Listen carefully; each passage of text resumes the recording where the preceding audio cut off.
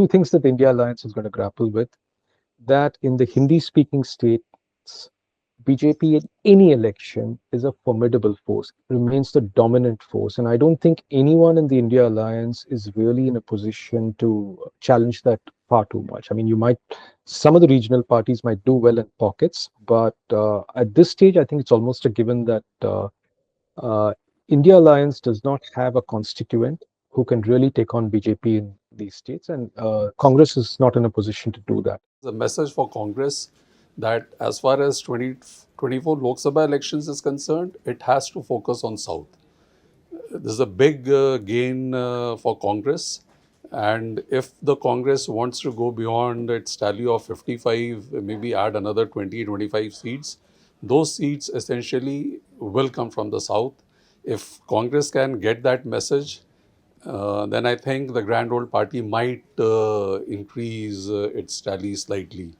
As far as the Hindi heartland is concerned, the Congress is nowhere. In fact, even in the last elections in 2018, when Congress had won all the states, it failed miserably in the Lok Sabha elections. So this time around, it's already failed in the assembly elections. So obviously, there's no hope in Lok Sabha elections for the Congress. Okay. And what about, everybody talks about the India alliance now winning the Hindi heartland. Is that even a possibility in this combination? Is there anybody in that alliance, if not the Congress, that can even put up a formidable fight? I don't think so. I was just looking at the data for the last two elections. So in Hindi heartland, there are roughly about 138 seats. In 2014, BJP managed to win around 133. In 2019, 122. Maybe 5, 10 plus minus. But BJP, if he wins, around 110. So there is no contest. No one, apart from West Bengal, BJP may lose some seats maybe from the last time. But Hindi heartland is a done deal. And if that's way, even 2024 Lok Sabha.